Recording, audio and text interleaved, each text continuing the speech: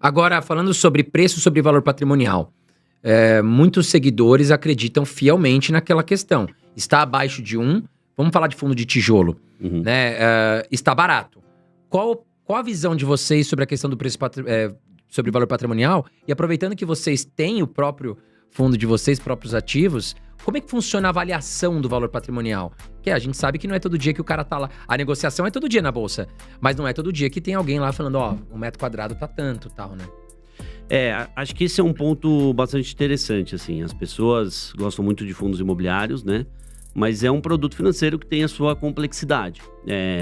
A marcação de fundo imobiliário hoje para fundos de tijolo, a marcação patrimonial, ela é feita geralmente uma vez por ano, por um avaliador independente, que não é nem ligado à gestão nem à administração do fundo. É obrigatório isso? É obrigatório, tá. É obrigatório. Então você precisa contratar um cara independente para fazer a avaliação justa, né, a mercado. Sim. E ela é feita uma vez por ano normalmente, tá? Existem fundos que fazem 2, a gente até fez um teste. E tem uma normativa, né? Existe uma norma que regra como que deve ser feita essa avaliação. Entendi. Então, no mínimo, você tem que fazer uma vez por ano. E aí você tem algumas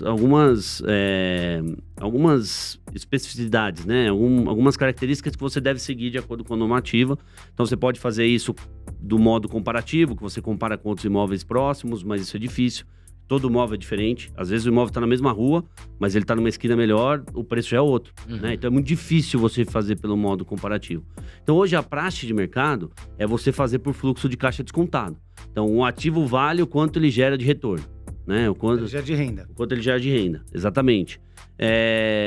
Só que isso traz distorções, porque em momentos em que a taxa de juros está alta, o avaliador automaticamente eleva a taxa de desconto. Ele pega o fluxo, coloca ao longo do tempo numa planilha e traz a valor presente por uma taxa de desconto.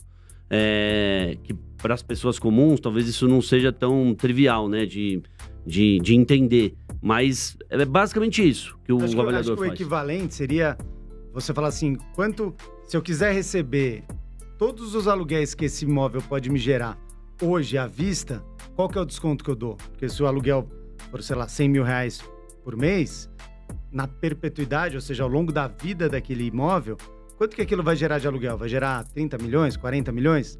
Tá bom, mas se for para receber hoje esse aluguel, você não vai receber 30, 40 milhões, porque esse é o aluguel no tempo. Ah, não, hoje eu estou disposto a receber 20 milhões. Quanto mais alto está os juros, esse valor é menor. Quando os juros caem, esse valor é maior.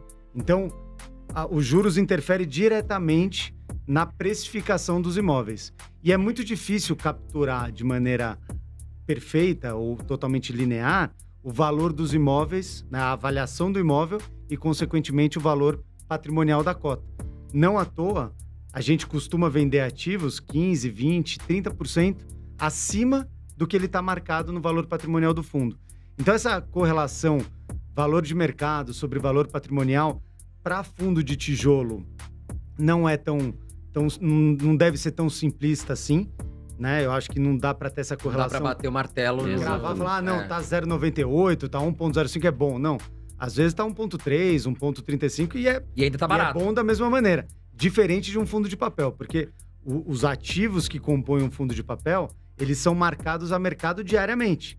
Todo dia você sabe quanto vale de fato aquele fundo, que é por quanto você vende os ativos que estão dentro dele. Então, num fundo de papel, essa relação valor de mercado sobre valor patrimonial é uma relação mais justa, digamos assim. No de tijolo, a gente acha que tem que ser mais cuidadoso, não é um indicador para se analisar individualmente. E tem momentos e momentos, né? Então, agora a gente está vivendo no momento em que o juros está mais alto e esse fluxo de caixa descontado está justamente trazendo um valor menor, né? Porque você está com um desconto maior. Sim.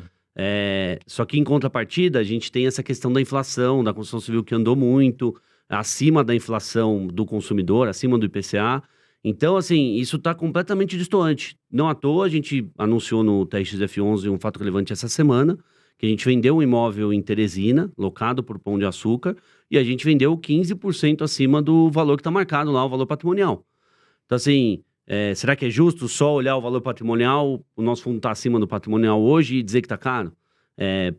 Por essa ótica, né, por como é feito, pela dinâmica de como os ativos são marcados a valor justo nas carteiras dos fundos de tijolo, principalmente, a gente acha que não. A gente acha que esse é um fator que o investidor pode se balizar um pouco, mas ele tem que olhar várias outras coisas para entender se aquele ativo tá barato ou caro.